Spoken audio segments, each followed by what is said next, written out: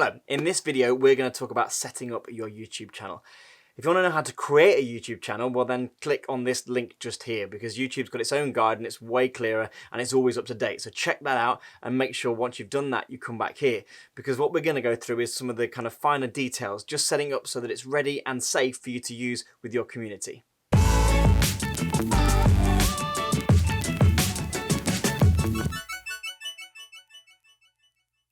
Okay, so as I said in the introduction, I'm not going to go through the basics of setting up a channel from scratch, simply because YouTube's guide's way better and the link was in the video before. So make sure you've gone and watched that before we get to this stage, because when we get to here, the channel dashboard, this is where we need to start learning how to just set up our channel properly.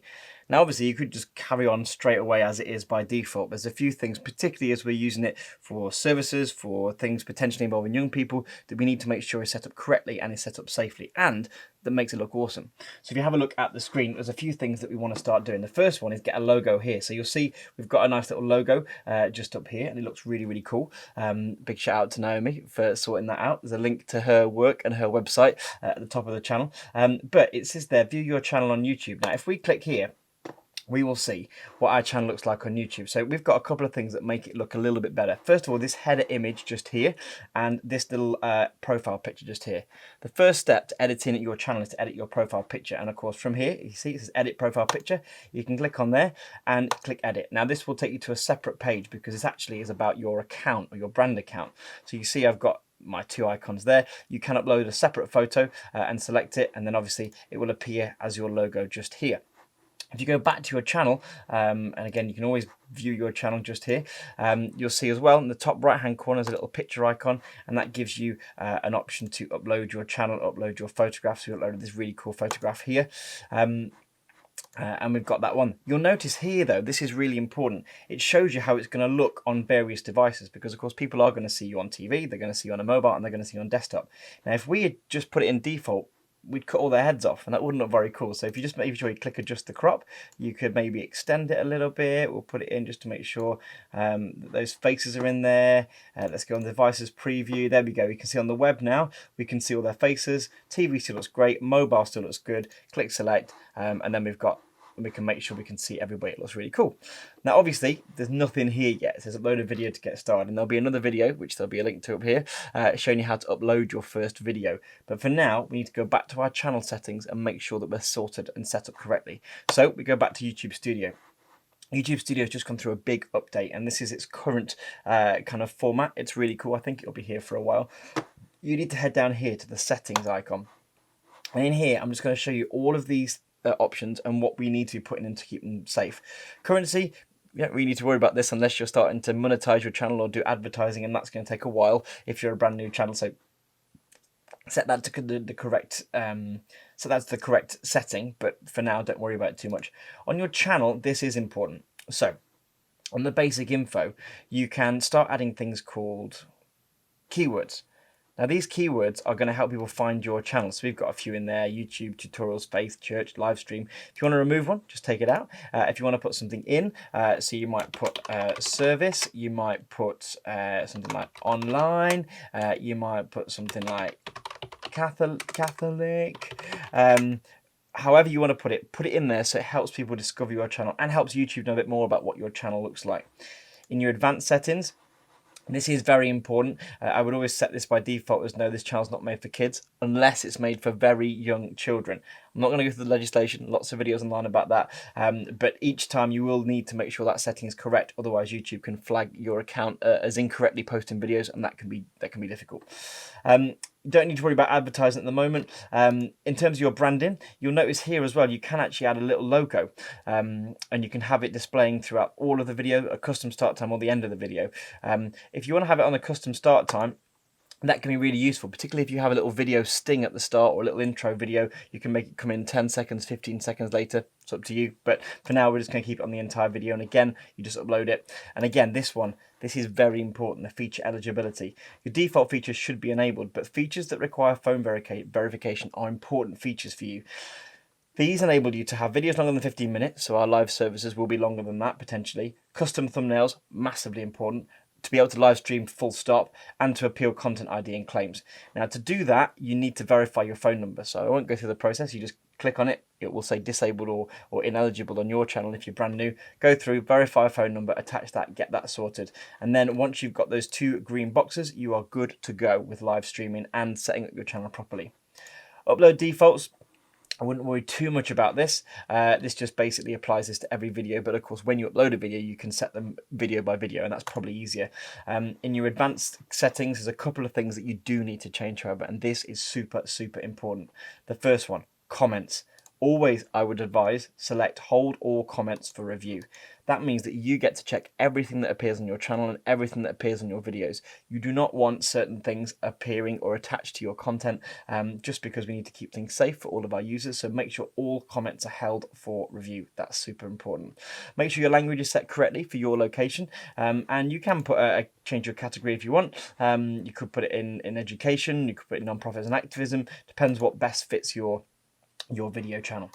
In terms of your permissions, this is because we're a brand account, and we've talked about being a brand account and how important it is to help other people manage it. Through the Manage Permissions tab, you can add other users to manage your account, which means that you can have other people working on it from different places. You can have other accounts uploading videos and supporting your channel. So that's really important as well. Finally, in the community, there's another one which you need to make sure that you get to. You'll see here, you've got comments on your new videos, hold all comments for review, but this is comments on your discussions tab. You need to make sure hold all comments for review is selected there, and also as well hold potentially inappropriate chat messages, because when you're live streaming you can have a live chat, and YouTube will do its best using its artificial intelligence to stop any kind of profanity or any kind of inappropriate comments coming through. They're your basic settings. Okay, we'll save them. And then we're back in our dashboard again. We've got our little logo, we've got our channel art. You don't need to worry about kind of a lot of these things yet because you've got no videos. And if you go to your videos tab, you'll see it's nice and blank. But what we are going to do is show you how to upload your first video and get a video online. That's really important. That's a great way of setting up your video, and you can check that out in the little video up the corner. But when you go back to your channel and look at your channel, if you've got a nice header art, if you've got a nice logo and your settings are sorted, then you are sorted and you're ready to either, and you use this button up here, upload a video or to go live.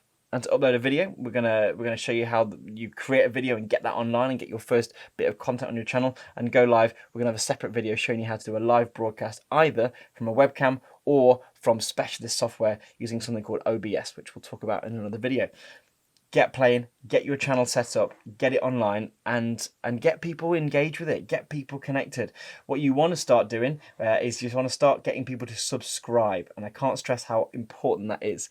Okay, get it on your social media, get it out there, and get people to connect with your channel, because if they do, they'll be able to get updates about whenever you upload a video or whenever you put content out, and that way you're going to get people engaging with your content. Last but by no means least, this bit up here. This is your address at the moment. Okay, so each channel on YouTube can at some point get a video, get an address like youtube.com/ministream. We haven't got that yet because our channel isn't big enough. When your channel reaches 100 subscribers and is fully verified and meets other criteria, you can then apply for what's called a custom URL. We don't have one at the moment, so this is our link, and that's what you need to share with people, or people can search for the title of your channel. Again, make sure your keywords are set, make sure it's set up properly, and more people are more likely to find it. Finally, if you have a look in here and go to your settings, you'll find a few more advanced settings about how things work on YouTube.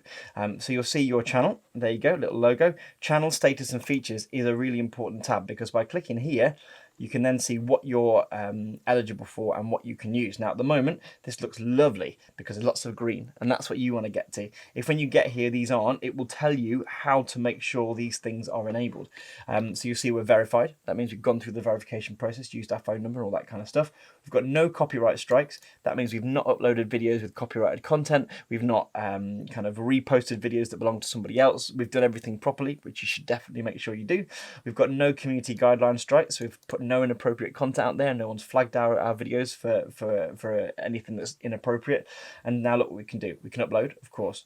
We can't monetize, don't worry about that. That's for much bigger channels. We can live stream, that's a big deal. We can embed live streams, and that is another big deal if you've got a church or parish website, so that you can put your live stream into your website. We can have longer videos.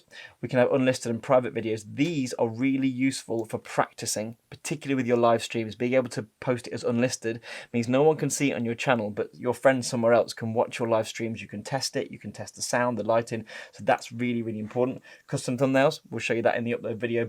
It makes your videos look really, really cool and much more professional. Annotations, custom URL. You'll notice that we are ineligible for that at the moment, but we'll get there when our channel gets big enough. And again, channel memberships is much bigger, so don't worry about that. That's our advanced status page. At any point we can nip back to YouTube Studio. Again, channel managers, we can put stuff in there as well.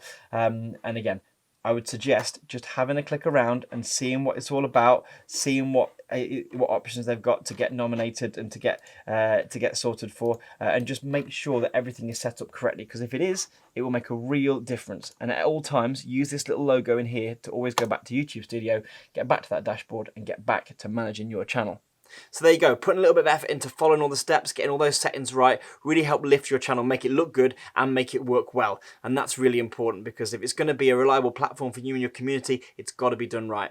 Have fun, try it out, get lots of people to test it and learn as you go. And don't worry, there's always tons of advice online, on here, on Ministream, and of course on YouTube, to help you get your channel where you want it to be. We'll see you soon.